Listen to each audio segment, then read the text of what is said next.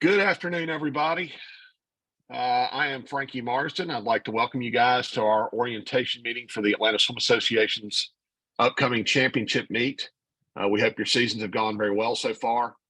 And again, we look forward to closing out the season on a very high note with hopefully another great championship meet at Georgia Tech. It'll be a good experience for all of your kids.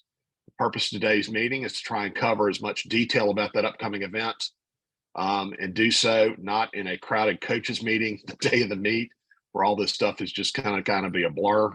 We have a nice opportunity to get a jump on things so you guys can plan accordingly and communicate this information to your swimmers and your parents and hope to make their experience as smooth as possible for the entire event. And again, make it a great day for all your kids, your coaches, and your parents. As is the case with all of our Zoom meetings, we'd like to use the chat feature to ask any questions. We've got our moderator, Evan Nylander, here to relay those to me. So again, if you have any questions throughout the meeting, just use that chat feature to ask them. We'll try to cover them as best we can. If for some reason your questions don't get answered, we'll certainly stick around after the meeting for a few minutes to answer any unresolved questions. And then worst case scenario, we're obviously always a phone call or email away with any subsequent questions you may have or things that come up. Again, so far so good with the season. We've been really excited with the way meets have gone so far. We really hope that we can dodge the upcoming weather this week. We'll see how that goes. We got a good bit of luck this past week, so I hope that'll continue. So on with the show, so to speak. Evan, I'll let you hit the next slide, please. So first and foremost, we're going to talk about entry fees, late entries, getting your athletes into the meet, and how all that works. So entries are due this coming Friday, June 23rd at 1 p.m. Do not be late. If there is some completely unavoidable emergency or situation that does pop into play on Friday, let me know. At least communicate with me and let me know what's going on so I'm not sitting there having to track you down on Friday. Because really we can't proceed with our next phase of doing things like warm-up schedules, assigning workers, or the important details that go into the meet until we know what everyone's entries are. So again, we want to make sure that every team that wants to come to the meet is accounted for, but we can't do that if you guys play fast and loose with the entry deadline. If you're late, the late entry fee is going to apply and it is expensive. So try and avoid having that happen to your team. Entry limits for the meet are 2 individual events and 2 relays. There is no extra event rule in this meet, with one minor exception I'm going to cover in just a moment. Teams are allowed to enter up to 3 relays. That's an A, a B, and a C relay in each event, and that is the cap. You cannot enter D relays or anything beyond that. Those relays, all 3 relays will be eligible to get awards. However, with regards to points, only one of those relays will score points. Your entries must be done and marked as ready, as you would for any other meet in Swimtopia, by the entry deadline, which is Friday, June 23rd at 1 p.m. This is a state qualifying meet for several different municipalities, in particular Alpharetta Milton, Forsyth County, Johns Creek, and Sandy Springs all use the ASA meet as their qualifying meet. The markers listed in parentheses here are what you need to put into the athlete info. You need to edit their info to reflect these markers as the first characters of that athlete's first name. So little pictures right here off to the side will show you how to mark those swimmers' names. You'll want to do that probably after your meet this week. If you're a Thursday team, there's no harm in going ahead and doing it now. It's just going to pop up in your heat sheets and so forth as that. But again, please make sure you mark those athletes that do want to try to qualify for state with those markers before you submit your entries. Once the meet is done and you've imported the results back in, you'll want to go back in and re-edit that information so we don't create a duplicate record down the road. As I mentioned, the third event is allowed for the people that are specifically trying to qualify for state. They're allowed essentially to swim the short free as one of their extra events, so to speak, mainly to get a time for the free relay and placement on those events. In order to do that, again, you use the bonus feature that you would use right now to get the extra event. You also need to make sure that those athletes for that third event are marked as exhibition. Again, pictures and reference are off here to the side on this slide. Again, we'll send a copy of this slide deck out to teams not long after this meeting is concluded, as well as a recording. Any questions so far?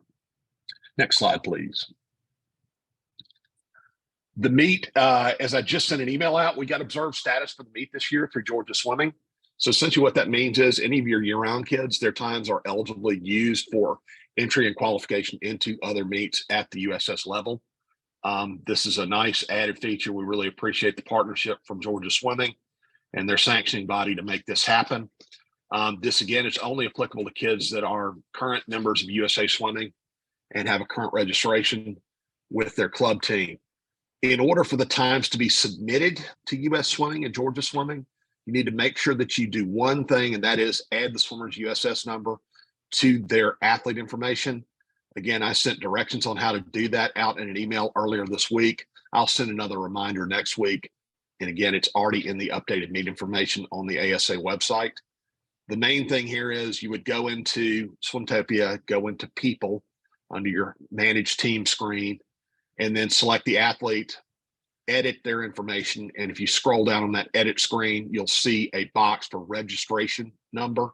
If you input their current USS number and then click update, that'll fit the bill for what needs to be done to make sure those times are submitted to US Swimming. Again, this needs to be done before you submit your entries. Please don't show up at the meeting. Oh, by the way, we forgot. If that happens, you're paying a late entry fee for that athlete's info to be edited. Okay, and that's $50. It's not cheap. So again, please make sure you take care of this responsibility with the due importance that it has. Again, this isn't going to apply to a ton of your swimmers, but the ones that it does, it's important to them. So again, make sure you communicate with your swimmers. Next slide, please. ASA championship entry fees are $45 per swimmer, just flat fee. It covers two individual events and 2 relays. You will pay your entry fees via check. We do not take credit cards at the check-in desk when you arrive at the meet. Again, one check payable for the entire amount of your entry fees needs to be made out to ASA or Atlanta Swim Association. Do not bring us 85 individual $45 checks. We're just going to give them back to you and tell you cut a check. Okay. Scratches are not needed for this event, nor do we refund any scratched athletes' entry fees. So again, it's just going to be a nice still lane where the swimmer used to be. We don't worry about scratches for this meet, other than the fact that, like I said, you're not getting a refund on those athletes. This is mainly due to the fact the turnaround time between the entry deadline and the meet itself is pretty short. Roster fees, if you have any unpaid ASA roster fees, please make sure those are taken care of and included in your entry fee check. Ideally, we'd love to get a second check for this, but if you want to include it with your fees and just note it on the memo line, that's fine with us. But again, just make sure that we're accounted for in that. Late entries, we do accept those, okay? But again, it's going to be based on lane availability. And again, we want these sooner rather than later. These are inevitably the parents that just didn't read the email that said, hey, if you want to swim in the meet, let us know by Wednesday. And they just completely dropped the ball and forgot. And they come, flying up to you on Friday after you've submitted entries, go, oh my God, we forgot to enter Johnny in the meet. Well, we'll take care of those athletes, but we want to know that information as soon as possible. Don't try to take care of that showing up the day of the meet. It can be done that way, but it's just not as easy. And the earlier you do it, the more likely we actually can get that athlete seated into a lane with their correct time and take care of that aspect of things. It just makes things a lot easier. So if you do have any entries, late entries that come up, please email those details to me as soon as humanly possible, and we'll get the works going on that. The late entry fee is $50 per individual event, and it's $70 to late enter a relay. Again, please include those late entry fees with your overall team check. Okay, and if you do have one that pops up literally the day of the meet and you show up, we will take those up to about an hour before the meet starts. So again, if you do have a late entry that you have not taken care of and need to take care of the day of the meet, plan on getting to the pool a little bit early, come into the timing and scoring room, and let's get that taken care of so we can get the logistics sorted out, make sure we get the bullpen notified, and make sure that your athlete is accounted for. Any questions so far? Okay, next slide, please. Okay, just a quick overview of the area around Georgia Tech, where parking is, where athlete drop-off is, and where overflow parking is. So that little yellow block right there, that's the Georgia Tech Aquatic Center right there, as it always has been, right off of Tech Parkway and First Drive. So the drop-off point for everybody is the front of the building. So literally drive up, there's that crosswalk right there. Athletes can be let out on either side of the road. So again, you'll come in, drop your kids off, and they'll collect on that front lawn of the building. Okay, the parking for the event is in the adjacent lot, the W10 lot that is right next to the campus recreation center. So again, nice and convenient. The only catch with that is prepaid parking. You need to buy it in advance of the meet. It is already listed and up. The links have been sent to you guys. So again, share that with your family so they know there should be plenty of parking for everybody, but we still do encourage teams, try to carpool. It just makes things a little bit easier from a traffic standpoint. It pretty much guarantees everybody should be able to park in that lot. If you don't prepay for parking, there is an overflow day of lot, the W23 lot over on State Street. The address is listed in the meet information. I think it's like 990 State Street over there near 10th Street and State Street. It's only about a quarter mile from the pool, so it's not a terrible walk, but again, it's a lot more convenient. Just prepay, take care of your parking, days in advance, get it locked up and done. Coaches, team reps, you guys do not get free parking. I wish I could take care of it, but we have a very limited amount of parking that we get as meet management to accommodate our event staff, our officials, and the people in charge of operating the meet. So again, make sure you take care of yourselves. Make sure you get your parking taken care of, especially you coaches. Make sure your team takes care of you on that one. You guys shouldn't have to come out of pocket for that. Next slide, please. Talk about championship page. Oh, yeah, real quick. If you're looking for full information on the ASA championship meet, if you go to the league website, you look under the meets tab and select championship, you'll see full information on the meet. We keep adding to that as we go through the week when we get workers schedule, warm-up schedule, and so forth. The parking links are already listed here. The full information's listed. So again, all this stuff is here, but that's your landing page for the meet. I think you guys have already had that pointed out to you so far in several emails, plus the meet information. Next slide, please. Parking, again, as we referenced, is in that W10 lot. As you're facing the campus recreation center from the front, it's just to the right. Again, prepaid parking only. The link's listed here. And the overflow parking for the deck is the W23 lot over on State Street. Oh, it's 905 State Street, not 990. Okay. Do not park anywhere else on campus unless you want to get ticketed or booted. They're very aggressive about managing that. So again, that lot can handle pretty much anything up to a 15-passenger van. The only thing it can't handle are things like minibuses or anything large, like a big, charter bus. I don't think anybody's bringing those. But if for some reason the team decides to splurge and come down there in the fur bus, there is no on-campus parking for anything larger than essentially these, larger 15-passenger vans. So again, if you're having something like that done, you need to go ahead and have them plan to drop you off and pick you up. There will be no on-campus parking. Next slide, please. Again, getting to the CRC, athlete drop-off, the lanes, as you looked at this picture on the right, one-way, two-way traffic on that street. There's that crosswalk where Evan's kind of hovering his arrow. You can notice, again, they're going to have kind of areas right off to the side where you can quickly drop kids off and a crosswalk up there. Again, prepaid parking in the W10 lot. And again, big thing here is drop them off. They'll congregate on that lawn out front. If you'll go to the next slide, we'll kind of see what that looks like. Team arrival, again, when you get to the pool, you're going to come in the front door of the CRC. That needs to be a coach or a head team rep. Comes in to get your team pack. That'll include your credentials. You can pay your entry fees there.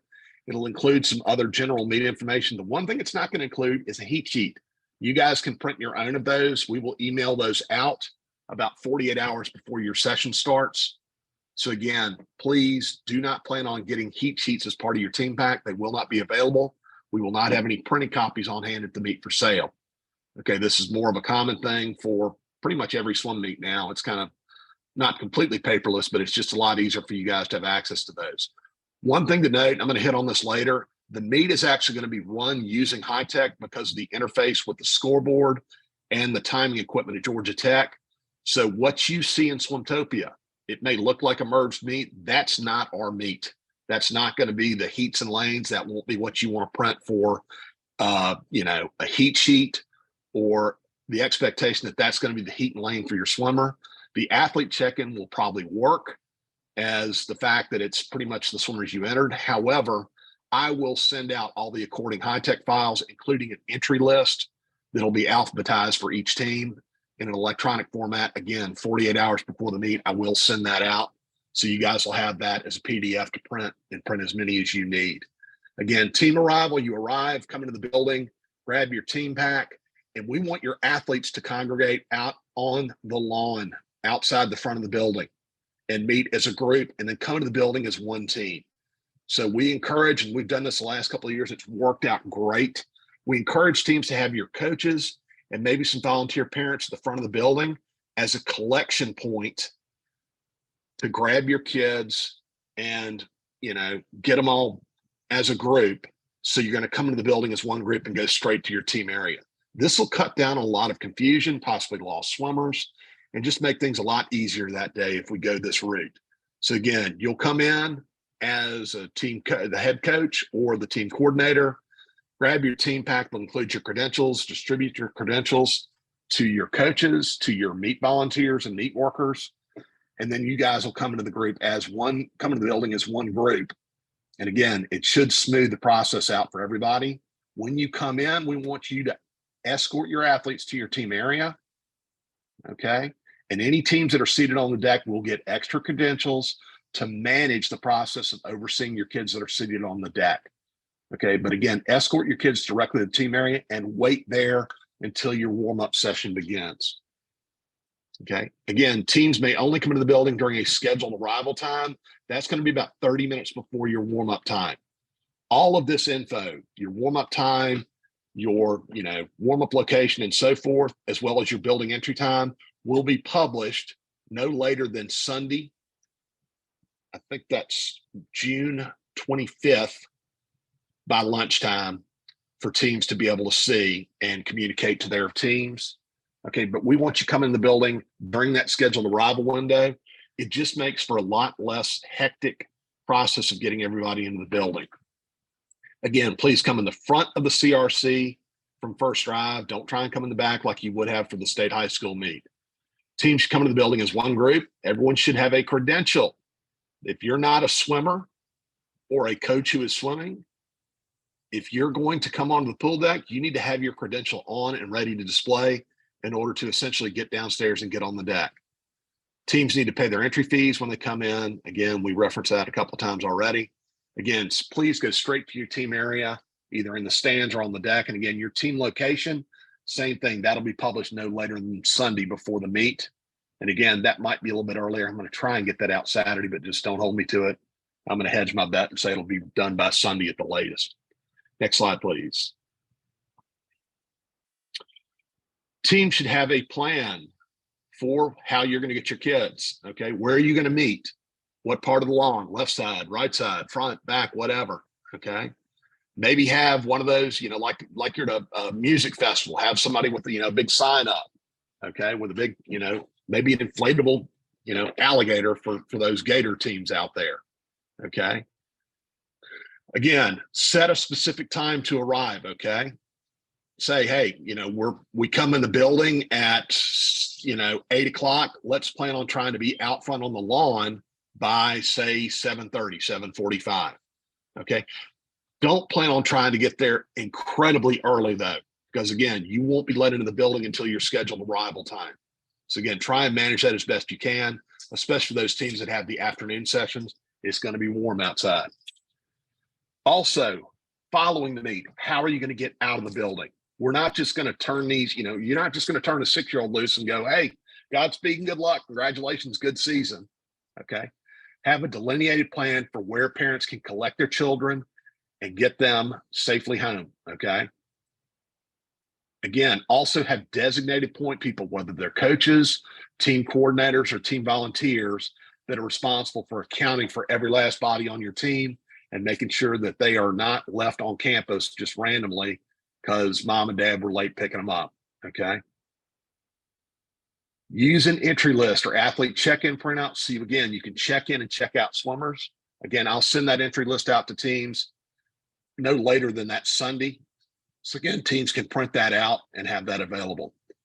Swimmers should not exit that mezzanine level of the CRC where the seating area is without a credentialed parent or volunteer accompanying them. We don't want random kids just kind of going, oh, you know, you don't want that 7-year-old going, oh, I think mom's out front. I think I'll go find them.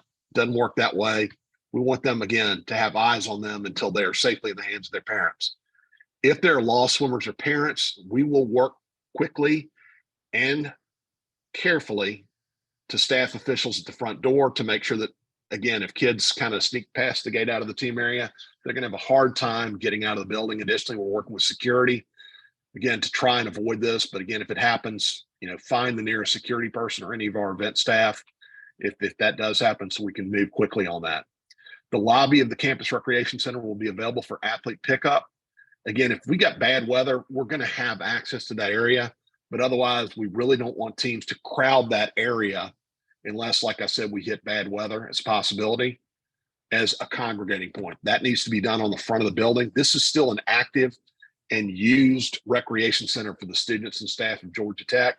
If we're jamming up that entire entrance with teams just going, oh, hey, we're going to meet here, that really does not work well for us, nor does it work well for the campus recreation center. And it's one of those things that tends to, you know, kind of be a not good thing when it comes to trying to go back there every year.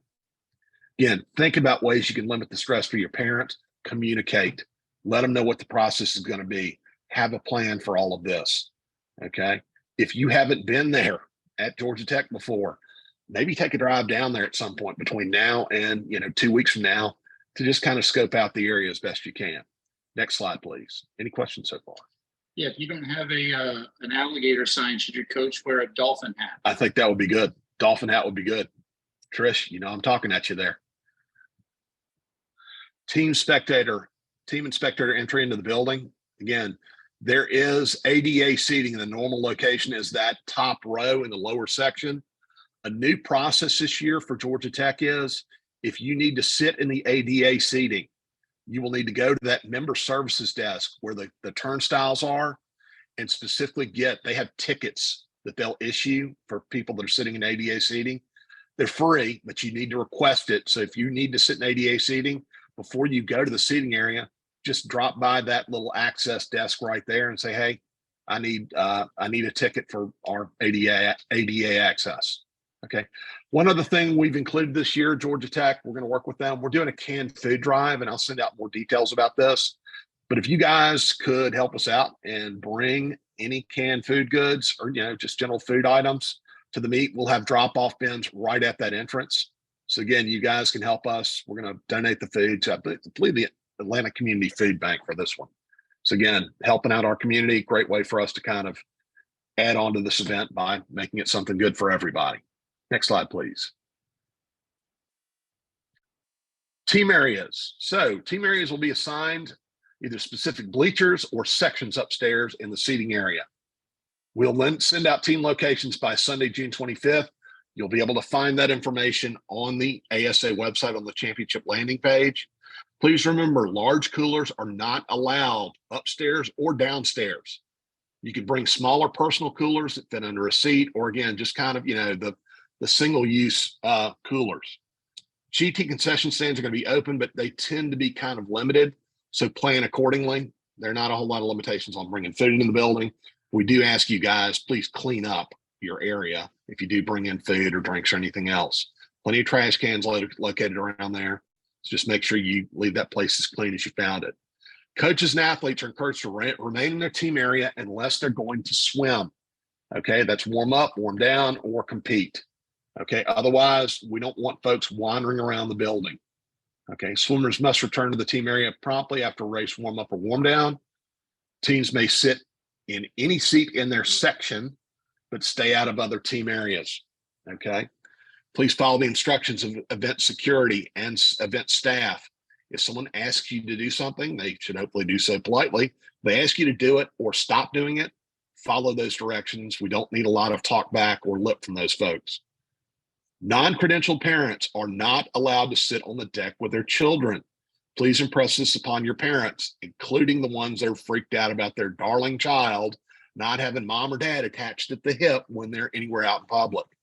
Okay, if that person's got to have that, again, Teams will be provided a limited amount of credentials. That might be a person that you kind of put in that role as one of your chaperones for the deck, or it might be somebody that you don't give that role that you want to keep away from the team area. It's your choice. But again, every parent of every child can't sit on the deck with them. Otherwise, we'd run out of room in a big hurry. Again, please clean up your team area before you leave. Okay, pick up any trash you see, whether it's yours or somebody else's. I think we're going to try and put trash bags in everyone's team packs as a gentle reminder to take care of that. But let's be good stewards of this place. Let's be good guests in this house. Next slide, please. Facility, restrooms, safe sports compliance. As is the case with everything else, we're MAP compliant for this. We want to make sure that we take care of the safety of these kids. The biggest one is the swimmers only get to use the locker rooms on the pool deck. No adults are allowed in those locker rooms under any circumstances other than designated safety and security staff for the event. If an adult needs to use a restroom, there are plenty of options on the deck. However, it's located by that hospitality room down by the diving well. There are 2 restrooms there. There are 2 restrooms located on the pool deck right by the guard stands, the guard station, right around the area near the timing and scoring room. There's a full another locker facility at the very end of the hallway back toward the front of the building on the lower level that adults can use. And then obviously there are restrooms upstairs that are available to be used by the general public. But the locker rooms on the deck, those are for athletes only. Nobody over the age of 18 is allowed in that area for any reason. If you're caught in that situation, you'll be asked to leave the building.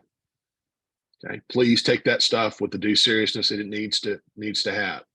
First aid, there's a lifeguard station and first aid station located right around the announcer stand by the girls' pool where it's normally located. That's also a lost and found station. They can take care of common sense stuff, scrapes, cuts, bruises, and things like that. Don't ask them to reset a dislocated shoulder. That's not what they're there for. Okay. It's just for general first aid, band-aids, cuts and bruises and so forth. Restricted areas. Again, we're there to swim in the ASA swim meet. We're not there to wander around the building. We don't need to see some 7-year-old climbing up the rock wall that's outside the workout area. I don't need to see some 10-year-old, working on his bench press. Okay, that really cool recreation pool with a slide, that doesn't exist. You guys need to stay inside of the Macaulay Aquatic Center exclusively. Stay inside the room we're in that building to compete. Okay, don't be wandering around the building. Okay, if you get caught doing that, you will be asked to leave the facility. Next slide, please. As I mentioned, teams will get a packet of credentials. This will cover a number of different stations and assigned things, namely for coaches who are not swimming in the meet. We have ones for meet volunteers. We have ones that are specifically for relay helpers to help you guys manage your relays, because again, we know that requires some extra hands, and the fact that we have the relays go directly to the blocks. Those will work only for the relay helpers. Those will work specifically for the relay events. Then they'll be asked to go back to the stands as spectators. Then obviously any general parent helpers for team areas that are on the deck, those will be allowed there too. That is the only way a parent can be on the deck. We cannot have random parents wandering around trying to cheer their children on, take pictures or whatever else. That doesn't work. If we have that, we have a real big problem with capacity on the deck. Additionally, those parents don't know to stay out of the way of our event staff. So that might result in your kid missing their race because some parent who doesn't belong on the deck is wandering around in an area they don't belong. Additionally, those parents aren't allowed to go sit with their children in the bullpen either when the kids are getting staged to go to their events. Okay. Only people allowed on the deck will have a credential. They must have that credential in order to be able to be on the deck.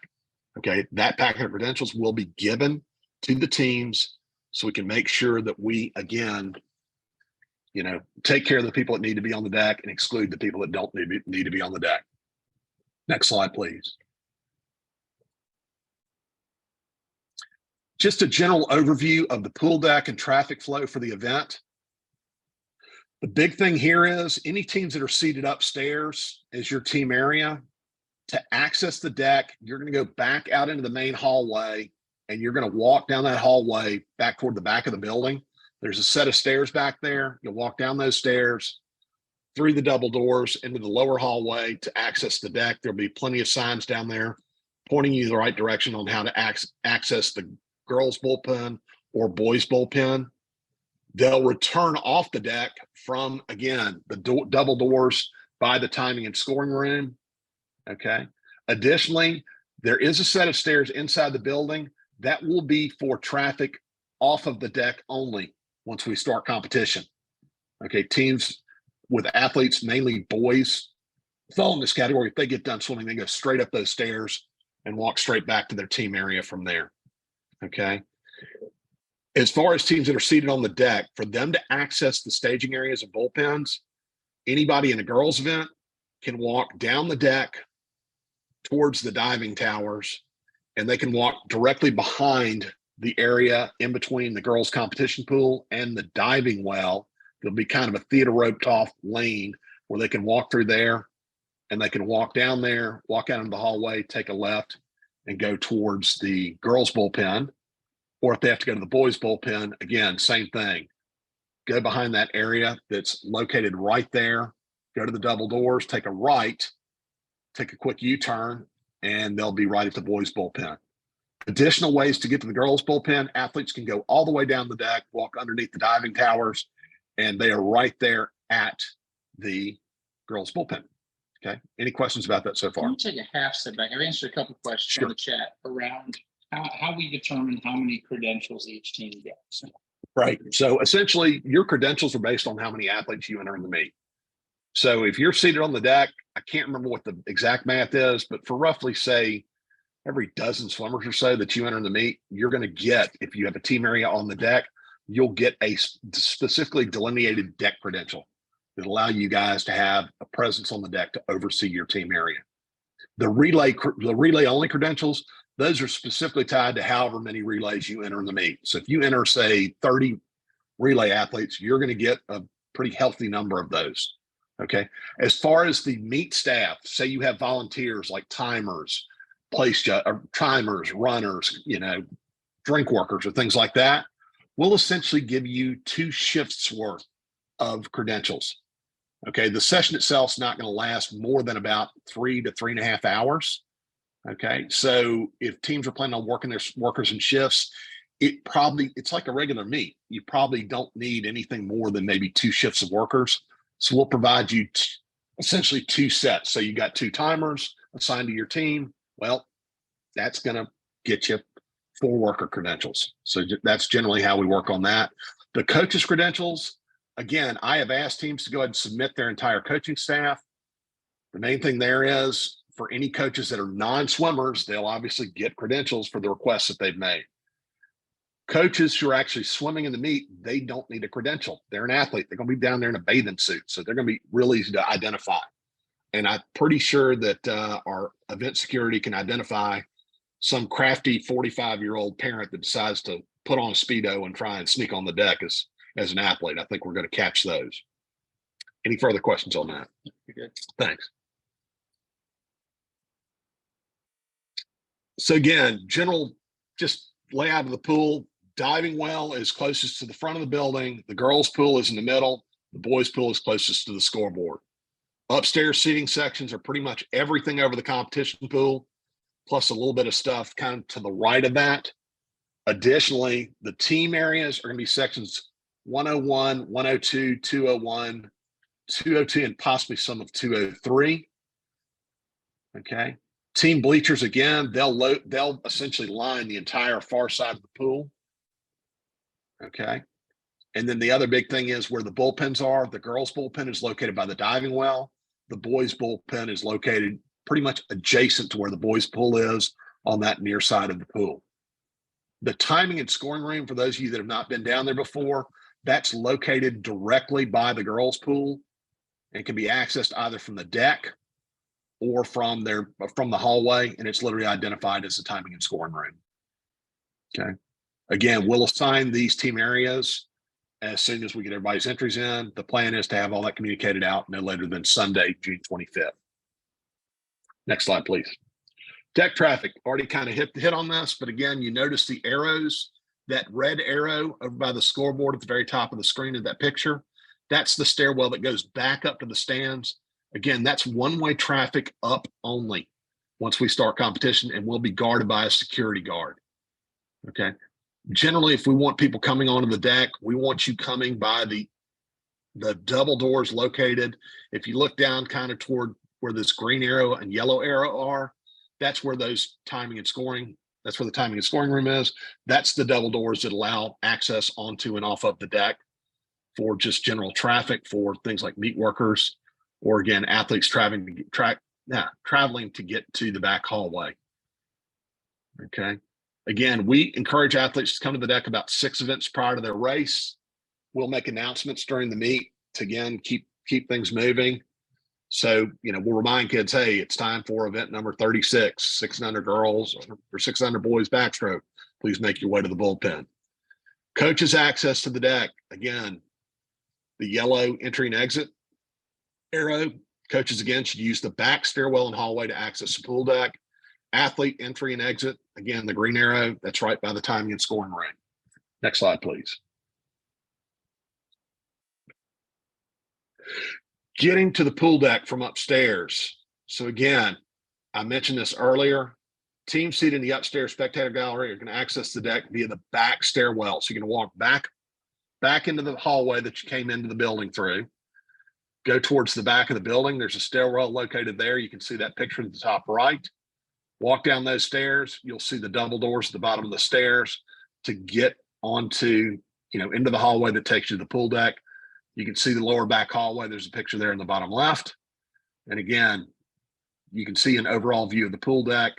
You can kind of see right there off to the left or the top of that picture where the boys' bullpen is going to be. Okay. Again, credentialed team helpers and coaches should escort younger swimmers to these bullpens. Please don't try to come to the deck, onto the deck, again, from this area, unless you're a credentialed coach, credentialed team helper, a credentialed assigned meet worker, like a timer, runner, or awards worker. That random parent that's just got to be there and take a picture, they need to do that from the stands. We really need your help with this because, again, Georgia Tech is incredibly particular about the number of people that are on the deck. So even if it was just one person from every team, well, that's like another 25 bodies on the deck. That makes a big difference. And more often than not, those people get in the way and cause problems. Next slide, please. Deck traffic. Again, this is during team warm-ups. This is the one time that interior stairwell inside the aquatic center is going to be for up and down traffic. Teams are allowed to come down that if they want to, especially if their assigned warm-up pool is the boys' pool. Might be a little quicker and easier for you guys to get to there. But in general, again, athletes enter the pool deck from the spectator seating. They can use the interior or again, they can use the normal traffic route once we start competition. Don't come to the deck until you're called for your warm-up session. Don't plan on standing over somebody's lane for 20 minutes going, hey, are y'all done yet? When finishing warm-ups, we ask that you kind of exit towards the far side of the pool, over toward where the team bleachers are. It'll make it a lot easier for the teams that are trying to warm up to come in, get into their lanes quickly, and avoid a lot of cross traffic. Okay. When starting warm-ups, please enter from, again, the left, the scoring and timing side of the pool. Adhering to this will avoid traffic and make the transitions a lot easier. Don't hang around on the deck once your warm-up is done, especially if your team area is located upstairs. Even if you're on the deck and seated on the deck, go back to your team area, okay? You've got a designated set of bleachers and seats for your team. Let's make sure we get used to that. So again, we try and keep that warm-up area easy to access and less crowded. Next slide, please. Any questions so far? Good. Okay. Deck traffic during the relays. We want the athletes to enter the pool deck down through the back hallway if they're seated upstairs. Okay. Athletes should come to the deck no more than 2 to 3 events prior to their race for the relay events.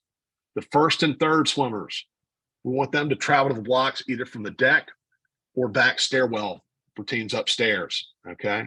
The second and fourth swimmers should enter the bulkhead, that area in between the pools.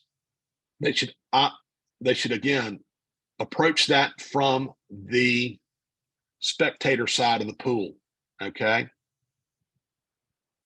One-way traffic across the bulkhead is essential for flow, and it'll keep things moving quickly. So even though you're seated on the deck and you're one of those teams in the bleacher on the deck, we still want your number 2 and number 4 swimmers going around to the other side of the pool and coming onto that bulkhead to start from the other side of the pool, come from the grandstand side of the pool. You can see this white block here for the number 2 and number 4 swimmers. Your number 1 and number 3 swimmers, again, we want them coming. They can come from your side of the pool to go to the normal start side.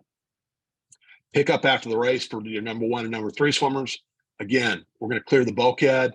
We're going to have them go off of the bulkhead back towards the bleacher side of the pool where the windows are. Again, this is more of a traffic flow thing, and hopefully will lead to your swimmers not getting confused and not accidentally missing a race or ending up in the wrong place at the wrong time. Any questions so far?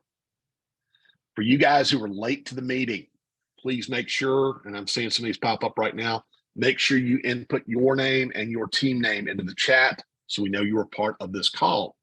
Next slide, please. Bullpen. So we use a scheduled, organized bullpen for all individual events. 13 and overs are not required to go through the bullpen, but it's available for them to come in, check their heat and lane, make sure they're in the right place at the right time. I'd love to say this, but we all know that some of your 13 and over swimmers tend to be less organized than some of your 6 and under swimmers. They tend to be a little distractible at times. So again, having them go through and check with one of our bullpen and staging workers, hey, just remember you're in heat 2, lane 4, doesn't hurt. Plus the traffic flow for them to get to the deck get to the deck for those races anyway, it's going to go through there to start with. So again, all of your kids ought to plan on going through the bullpen. Under no circumstances for your individual events do any of your swimmers go directly to the blocks. If they do that, they are going to cause problems. I don't care how organized you and your parents are. That's not the way we operate the logistics of this meet. We have incredibly well-trained, long-experienced staging workers that make sure these kids get to the right place at the right time. Okay. But if you kind of jam that up and go, oh, we got this, we're going to take care of this, you are going to cause problems. And you're going to make your kids miss events, get in the wrong heat in the wrong lane. And more importantly, you're going to cause another kid to miss their race too and create a lot of extra work for us, the event management, and just make it a less clean experience for everybody. For the relays only, you will take your athletes directly to the blocks. They do not go through the bullpen. That's the one place where we expect the teams to be accountable for their athletes and get them where they need to be when they need to be there. Okay. But for the individual events, have all your kids plan on going through these staging areas to get to the blocks. For the 12 and under athletes, we will literally seat them in chairs and rows and walk them to the blocks. The 13 and overs, again, they can go through there, do a quick check, and they can make their way to the blocks from there. Okay. We will not necessarily stage the 13 and over swimmers and make them literally hold hands and walk to the blocks unless they want to do that. That's their sort of thing. I don't know. If for some reason you have an athlete miss a race, okay, either by virtue of a mistake that we made or a mistake that you or your athlete made, we can usually fix those, and we want to take care of those. We don't want this to be a just normal course of business for you guys, assuming that your kid can just randomly show up at any point and go, well, hey, can you get me in the backstroke? It's not going to work that way. But if there was a mistake made, the kid got confused, got lost, whatever else, they got to the blocks and there was some confusion, and the kid, in the heat behind them said, no, I'm going, it's my race, and they get bumped out. We're going to take care of those. Okay. However, we can't read minds. We try to watch these things as carefully as we can. If something like that happens, that is an immediate situation for you as a coach to go directly to the staging area, girls bullpen or boys bullpen for that event, and find one of the head bullpen people, say, hey, look, we had a kid miss a race. Can we get this taken care of? Ideally, if you get it done while we're still swimming that event, we'll get them in then and get it taken care of, especially if we've got an open lane. Even if we don't have an open lane, we may create one in a subsequent event. Okay. But what we don't want to have happen is at the end of the meet, you're coming by, you're picking up your awards. Hey, how'd it go? Well, we got some really upset kids. They missed their races and they're really sad that they didn't get to swim. Well, that's something we would have fixed. We always do fix. I mean, we literally, made a career out of doing this, but we can't fix what we don't know about. And the last thing we want to do is have a kid have a bad experience that was fixable and something that we could have remedied had we just simply been told. So something like that happens, that's an immediate go talk to our event staff. Find one of the head bullpen people. Girls bullpen is going to be Sarah Oberholzer, Christina Nesbitt. Boys bullpen is going to be Evan Nylander, Emily Santowski. Okay. Find them. Let them know, hey, we had a kid miss an event. We need to get this fixed. They'll take care of it. They'll make sure your kid gets to swim. Okay. But the one thing we can't do is we can't fix what we don't know about. Okay. Mark your swimmers. Again, I will send out a heat sheet and an entry list with heats and lanes at least 48 hours before your event. Mark your kids. That includes the swimmer's name, full name, on their back, maybe back shoulder, and their team abbreviation. Okay.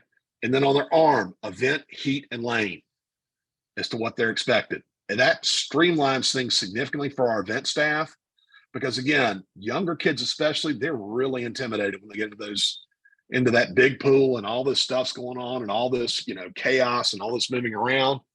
And they'll say yes to anything. And they get, a little tight lip sometimes. It's a lot easier just to turn around. Oh, your name's Evan Nylander. You're from the Gators. Okay. You're in event 36 and heat 1 lane 6. Okay, we can help you out with that. Okay. Use a Sharpie.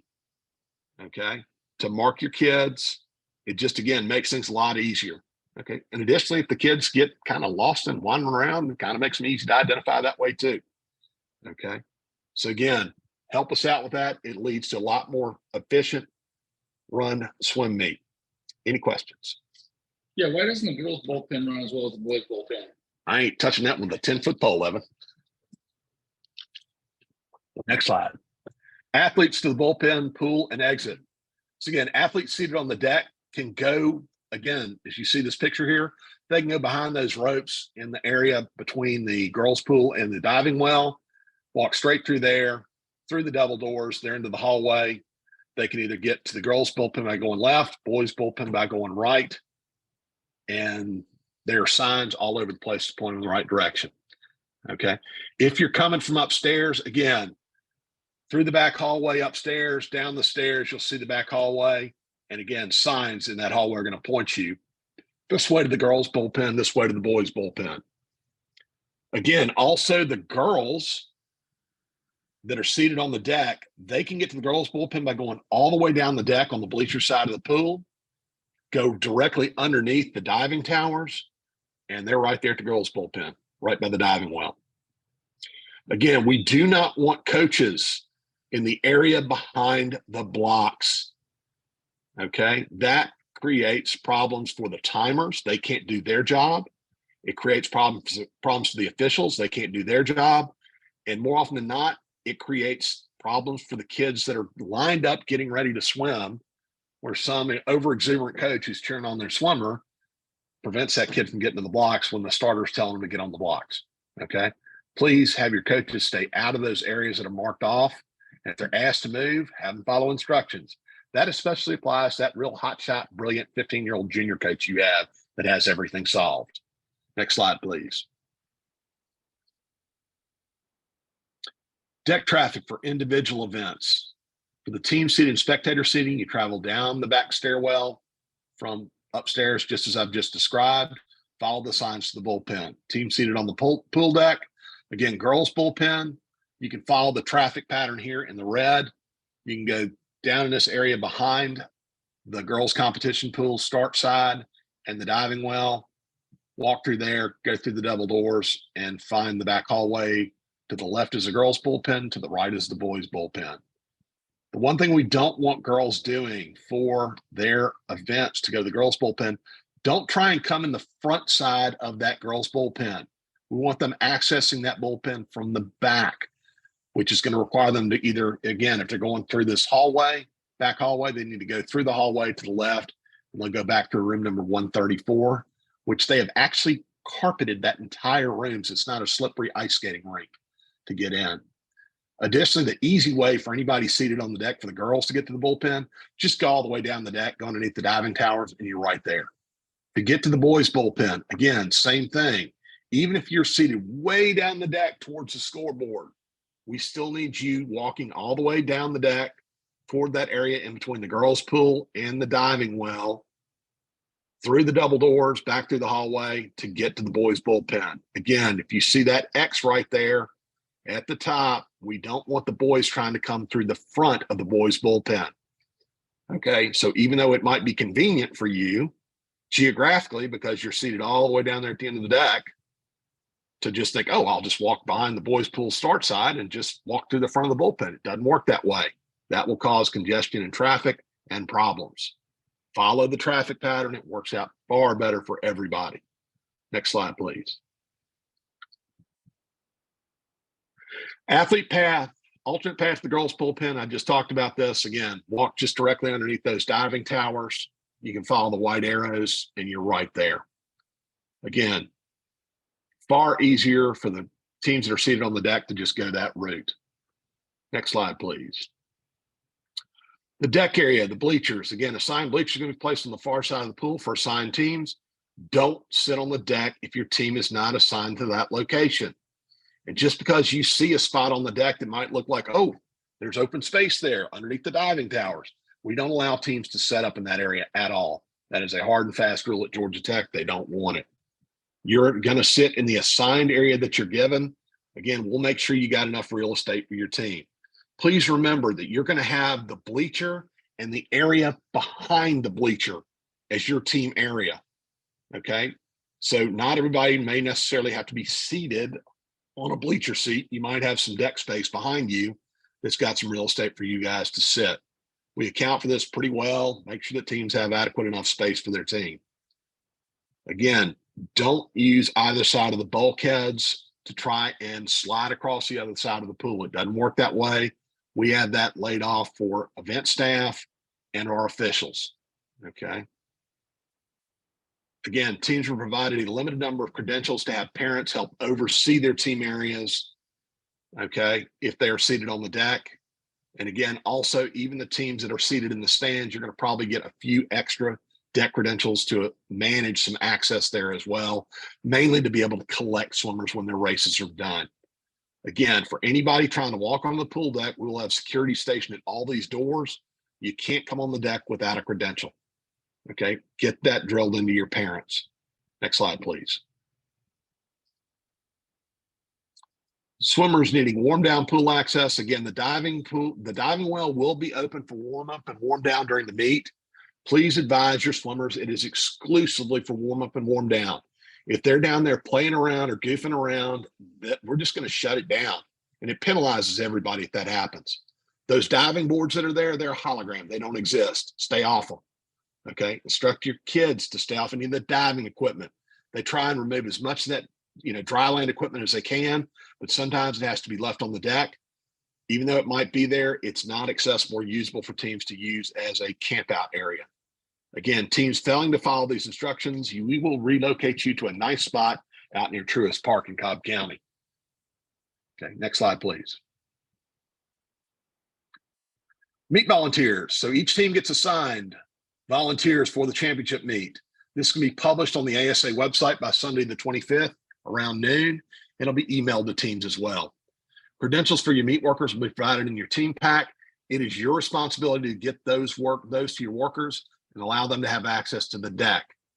When it's your time for your volunteers to report, they need to go down the back stairwell from spectator seating to check into their assigned areas. They'll be directed as to what they're going to do from there. Okay. And again, all this information will be sent out in an email with specific instructions about where and when to report. Teams are welcome to work their jobs and shifts as they choose. Again, it's up to you teams should not expect to have more than 2 shifts of workers. First half, second half, and usually a good crossover point is the beginning of the backstroke race, either the beginning of the backstroke or the IM. We'll leave it up to you, but we will not be stopping the meet to have a changeover of workers. And we're also not going to make an announcement as to when those workers are supposed to report, other than the initial group that we need to start the meet. Okay. It's up to teams if they want to work in shifts as to when they want to arrange that changeover. And it could be a time thing. Hey, look, we start at 9:30. Second shift people make their way to the deck by 11 o'clock. Okay. Any teams assigned a timing job should bring your own stopwatches to the meet. We'll provide clipboards and all the other stuff, but please bring your own stopwatches just in case. We'll take care of the clipboards and a writing instrument. Reporting time for meet workers.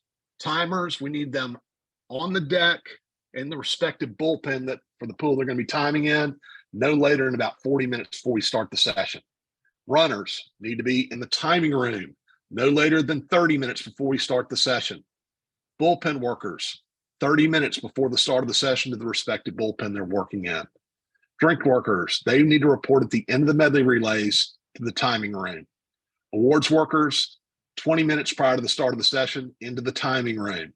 And any crowd control workers, we need those 30 minutes before the start of the meet into the announcer's stand. Okay. Make sure your timers show up on time. Otherwise, we can't start the meet. This is really important for you guys to take care of this responsibility. Any questions so far? Nope. Next slide. Altered order of events, meet flow and pace. We swim a modified order of events for the meet. That order is as follows. We do the 6 and under free relays first, and then we're going to swim all of the medley relays. We will then swim the 6 and under 25 free at the end of those medley relays. Then we're going to do all the remaining free relays, 7, 8, 9, 10, 11, 12, all the way up to 15 and overs. Then we're going to do the 6 and under backstroke. And then we're going to do all remaining individual events, short free, long free, back, IM, breaststroke, and butterfly in that order. Okay. The idea is the 6 and unders are pretty much, when they're there, they're either going to their events, going back to the bullpen, swimming their events, going back to the bullpen, swimming their next race, and then they're done. They're finished. They can go back to mom and dad up in the spectator seating, and they're out from under your feet because they're a handful to manage. Essentially, as soon as the 6 unders get out of the water from their free relay, they're going to go straight to the bullpen to get staged for their freestyle event. If they're swimming backstroke, when they get done with their freestyle event, they're going to go straight back to the bullpen to get staged for their backstroke event. So the 6 unders are going to essentially complete their session and be done within probably about the first hour of the meet. Okay. So again, plan on that accordingly. There might be a little bit sitting around time for them, but again, it helps significantly to manage those kids and keep the flow of the meet working well. Again, the meet's going to run at a normal ASA championship pace with dive over starts. Remind your swimmers to stay in the water next to the wall at the conclusion of their race and exit the water as soon as the next race begins. Athletes should exit the water after their races and proceed straight to the warm down pool or go straight back to the team area. Honestly, the only kids that need to be warming up and warming down are the older swimmers, the club swimmers. I don't think a 9 and 10-year-old needs to get the lactic acid shaken out of their body after that brutal 25 that they just swam.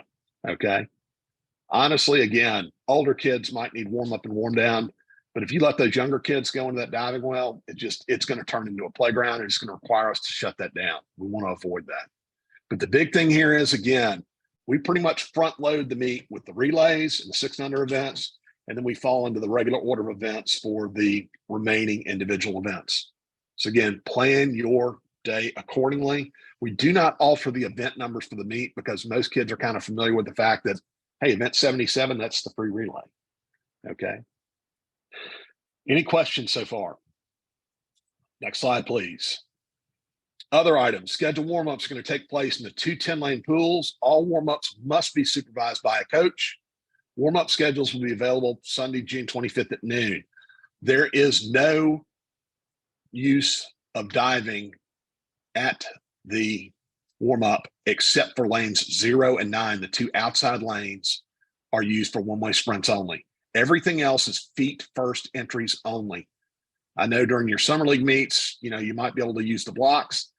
You should not be doing that at this meet. Okay. It is one-way sprint lanes only in lanes 0 and 9. Every other lane, the blocks are not to be used at any time. It should be feet first entries only. Okay. Lane 9, we're going to have, that should be like the 25 starts from the bulkhead. Lane 0, that'll go from the start end, the 50 and 100 swimmers. Okay. We are, again, using high tech to run the meet. So again, the other big thing there is, I think I saw a question pop up earlier about meet results. It's going to be Meet Mobile, not the Swimtopia mobile app as far as results go. So dust off that Meet Mobile app. I guarantee every one of you has probably still got it on your phone, because apps like that, once you get it, it's kind of that auto renew. It just kind of sits there. It's $6 a year. It's not much. Might be $9 now. I don't know, but still, please make sure your parents know that too, because I know they've become ingrained into using the Swimtopia app. This is the one time we still have to use this. Hopefully, they're going to have this fixed by next year. But again, right now, we're still having to use high tech to run this. Again, I will send out heat sheets and entry lists no later than 48 hours before the start of your session. We will not have any printed copies on hand at the meet. Okay. So again, make sure you plan that accordingly. Email that out. I'll also post it on the ASA website. So if you don't email it out, you can tell your parents, go to the league website. The heat sheets and entry lists are there. Results are posted downstairs and upstairs as well as on Meet Mobile. Meet Mobile is still unofficial. Please keep that in mind. Okay. Make sure that you check the results as they're posted. If anything is wonky and doesn't look right, that's an immediate come into the timing and scoring room. If you have a question about a DQ, okay, the head coach needs to take care of this, not the crazy parent. Okay. And we'll do the detective work and check on it. But if you see something that pops up on the scoreboard, remember the scoreboard's unofficial as well. If something does pop up, again, keep an eye on it. But once the results are posted and on a piece of paper on the wall and it's still incorrect, that's the time to come find me and I'll do the detective work. Again, in those situations, I will deal with the head coach only. I'm not going to deal with the crazy unhinged parent. Okay. Relay changes. Names can be changed in high tech. If you have those, I'm going to have, I'll provide teams in their team packs some relay change cards. Okay. But you're going to enter your relay names with your entries. Even if you don't know what they are, do your best guess. Even if it's kind of a game time decision, put your best guess in there so the awards come out accordingly.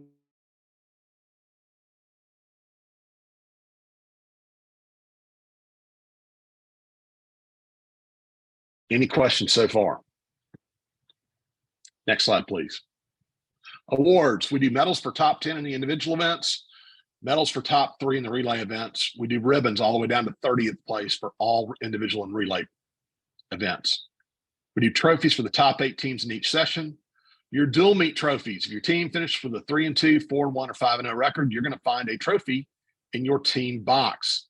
So when you pick up your awards, you probably might see about half the teams in the league end up with a winning record. So might see a nice tall trophy in there.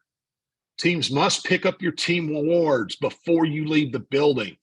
Okay. You also cannot pick up those awards as the meet progresses. So you can't go, oh, I want to hand out the medals to the kids in the medley relay. No, we're not going to do that. We want all the awards to be picked up in one shot. So as soon as your last swimmer is done with their last race, you need to give us another roughly 20 minutes for everything to progress through. Make sure we account for any DQs, get everything printed and distributed into those boxes. Okay. So don't come in there and just try and randomly take them out of the box during the meet. Okay. We don't want that. However, we also don't want you leaving the pool without your team awards. Okay. At the very end of the meet, again, within about 30 minutes of the end of the session, these are going to be fully available. You might have to stick around for just a little bit, but like I said, don't leave tech without these. Your swimmers worked hard to earn them. The last thing you want to have is those things left at Georgia Tech, because when we're done with this meet, I'm a vapor trail. I'm going on vacation. So, that call to me on Monday morning is going to have me probably somewhere tropical with an umbrella drink in my hand, not at Georgia Tech with your ribbons and medals. Athlete conduct. General idea, behave or be gone. Okay. Be good guests in this building. Follow the rules. Don't act a fool in this building. Review the ASA sportsmanship expectations on the rule book. Okay. Be nice to each other. Be civil. Behave. Act with some dignity and respect. Restricted areas, stay in the aquatic center and out of all the other areas of the CRC. We do have vendors at the meet. Fine Design is going to do our t-shirts. Ready Set Swim Shop has come on board as our new swimwear partner. River Oak is going to do photography, and Gusto is going to help us out in feeding some of our event staff. So again, we ask you guys to try and patronize these folks. I've also sent Fine Designs to set up an online store. So if you want to avoid the masses and trying to buy a t-shirt at the meet, you can order it online. It's a quick way to do it. Or if you miss out on going to the meet and you really want that ASA SUV, you can go to their website and pick up on their online store and order what you want to order. So again, we encourage you to patronize these nice people who are helping us out, especially Ready Set. They've been a great new addition to our stable. We will live stream the event. We'll have the link to that posted on the ASA website not too long from now, and I'll send out an email. We're happy to have that back as part of the meet this year. We're glad that Georgia Tech was able to make that happen for us. Next slide, please. Yes, this is a scored meet, Chris Lash. Do's and don'ts of the CRC. Do's, respect the facility and staff. We are guests in their house. They do not have to let us come in there with this massive swim meet. We're very lucky to be there. So we need to treat the nice people that work there with a great deal of dignity and respect. They're incredibly generous to open this place up to us. So we want to be good stewards of this place.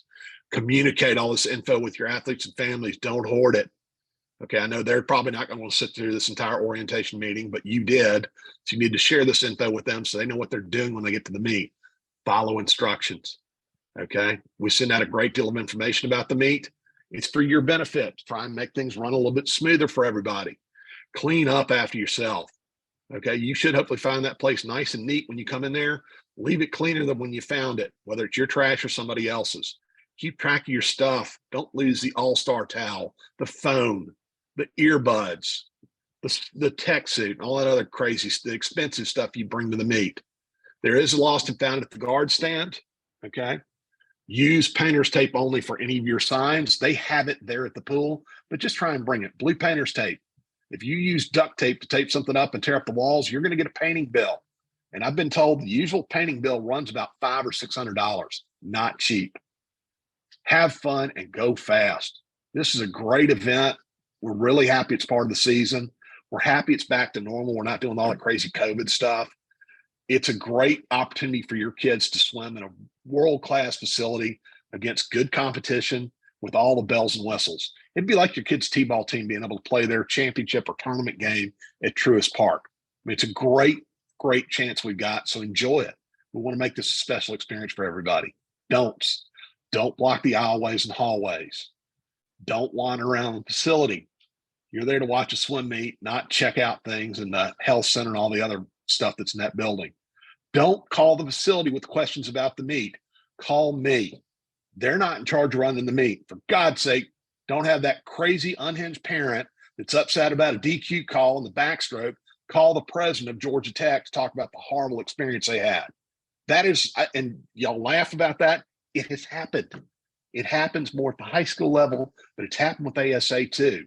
You have some parent who's some alum, or they're not even an alum, they're probably a Georgia fan, but they call Angel Cabrera, the president of Georgia Tech, call his office up and light him up over something. That's like the express route to have us have to go run this meet outside in the middle of July and dodge thunderstorms and 95-degree weather.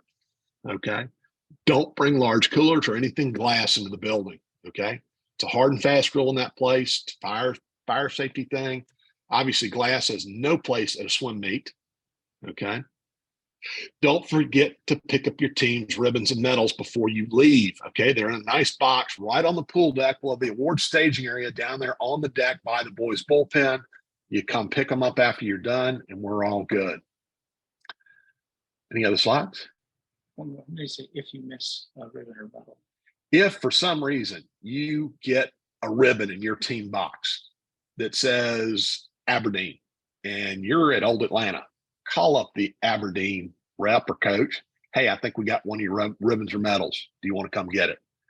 If you are at Mallow Aquatics down in Lithonia and you get an Aberdeen ribbon or medal in your team box, which is not likely because y'all aren't in the same sessions, but just for example, if they're miles away, call me, let me know, say, hey, I think they're going to be missing this.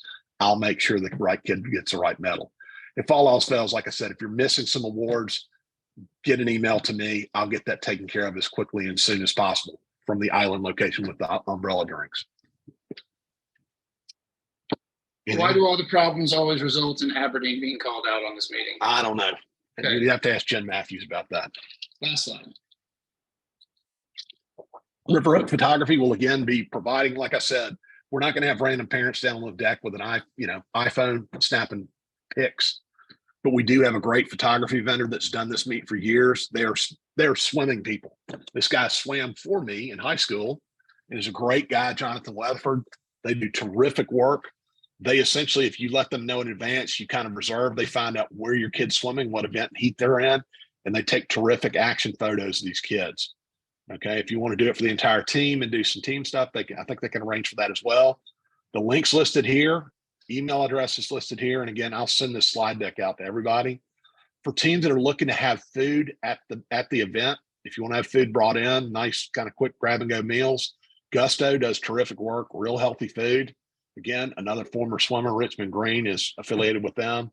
They do terrific work, fed tons of our teams, event staff, and everybody else. So again, we encourage you to patronize their business. They're located real close to the pool, so they do deliveries to the pool. I think that is everything.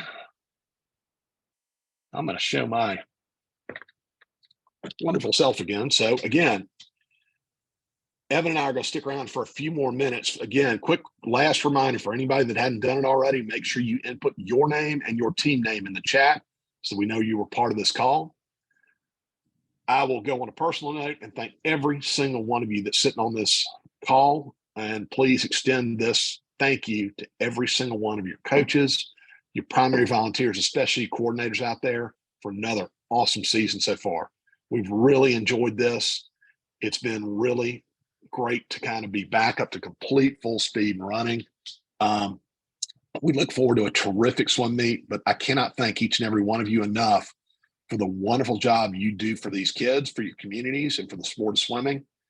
Y'all are what makes this happen. Y'all are what makes it go. So again, cannot thank you enough for the tremendous work that you do. If you have any questions today, tomorrow, day of the meet, after the meet, please don't hesitate to reach out to me and let me know either via email or phone call. I'm happy to help you any way that I can. I want this to be a wonderful experience for you and your families. For all you dads out there, I wish you, each and every one of you, a great Father's Day. And again, I think that's about it. So like I said, we'll stick around for any of you guys that have any questions. Otherwise, y'all are free to go and enjoy your weekend. Thank you and good luck this week, and we'll see y'all soon. Thanks, Marty. Thank you, guys. Thanks. Thank you. DJ. Thank you, Frankie. Asking that out loud. Hey, DJ, you got a question? I do. Just wanted to be sure of something. Is this I noticed all of the ways everybody's supposed to move around on the pool deck. Would I be able to get those in order to coordinate with the volunteers as well as my junior coaches as to how to move around on the pool deck and throughout the facility without breaking any rules? That way none of us have to be escorted out. Well, essentially, if the people that are going to be allowed on the deck, any Mhm. coach, obviously, and again, make sure you submit those coaches through that coaches. I sent out a link to essentially send us all of your coaches, and it'll Okay. you'll designate whether they're swimming coaches or non-swimming coaches. Any non-swimming coach needs to have a credential. You'll get Right. that in your team pack. Right. Any of your assigned volunteers, whether it's a timer, a runner, drink worker or whatever else, will provide credentials for them in your team pack. Again, you Okay. can distribute those to them. And then you're going to get additional credentials for relay helpers only. Mhm. They'll be of specific color. Same thing. That'll be just to help out during the relay events, because again, you're having to, especially for the 100-yard relay events, you're having to stage kids at two ends of the pool, and some teams just don't have enough bandwidth from a coaching standpoint. If you got like an A and a B relay to get enough bodies to have hands on those kids, to make sure they're where they need to be when they need to be there. Same thing. They'll get the credentials. Those will essentially expire. They're going to be a particular color where if any event staff sees somebody with a purple wristband, they'll go, hey, relays are over. Please go back upstairs. And then last but not least, if you're seated on the deck, or even if you're seated upstairs, teams will get a limited number of deck specific deck credentials. And there will be a key in your team pack that lists off what each credential does. So it'll say, hey, the red one's a coach's pass, the yellow one's a relay only, the blue one is like a meet volunteer, and the green one is kind of like an all access general deck pass. Right. So again, those will be identified that way. So bottom line, anybody that wants to walk onto the deck, they're going to have that credential to get past security anyway. Of course. So again, it's not going to be an immediate, you're out. It's going to be hey, where's your credential? And if they can't answer, they're just going to say, hey, you need to go back upstairs. So right. We just, again, the main purpose behind that is just kind of keep that deck. It's going to be chaos anyway, but keep it as. Oh, of course. I've been to Georgia Tech many. I've been to Georgia Tech many times. It's just I haven't seen it where it was ever organized in such a fashion where walking around, maneuvering on the pool deck was done in certain manners just to have a flow. Right. And again, the traffic flow is more again, it's frankly for the benefit of the athletes, right? To let them get to where they need to go as quickly as they can, and avoid, like I said, the main thing with regards to like the bullpens, we want those kids accessing those bullpen areas from the back of the bullpen. And, then we feed them forward, literally to the point to where, okay, we're going to take them directly to the blocks. Right. If they try to come in from the front, you obviously can see where that creates a bit of a challenge. Absolutely. Because again, we stack from back to front instead of front to back. Okay. I just want to be sure that on my side, myself, along with my junior coaches and volunteers, know exactly how that work moves in order to not impede upon the process. Oh yeah. And I appreciate you asking the question. So. Okay. But if that's going to be included, then that's it for me. I have no other questions. All right, man. We'll be prepared. Awesome. We'll see you soon. And Evan said, hey, man, you've been doing that since you're 6 anyway. So tell your mom to come volunteer, man. Tell your mom. Oh, man. Good times. Oh, yeah. All right, bud. Appreciate it. All right. Hey, I was driving to Pittsburgh. Oh, sorry. Can you hear me? Yeah. Okay, I was driving to Pittsburgh during this meeting. I just got here. Just double checking you guys got Spalding Woods down. Yeah, we did. As present. Okay, I just want to double check. Thank you. Happy Father's Day. Thank you for doing all this. God save. Thank you very much. Thank you. Any other questions? 13 people. Going once. Speak now, forever hold your peace. Going once, twice. I have times. a question. Yes, go ahead. If we have a coach that's 14, are they not allowed to have a credential? They don't need one. They're a swimmer. I'm assuming they're a swimmer. If they don't want to swim at county, then they won't get one. You need to submit them as a non-swimming coach. So when you fill out that coach credential request, when you fill out that Google Doc, identify them, count them as a non-swimming coach. Okay, perfect. Okay, thank you so much. Sure. Thank you for all you do. Yeah. Happy Father's Day. Thank you. Anybody else got a question? Thanks, Frankie. You're welcome.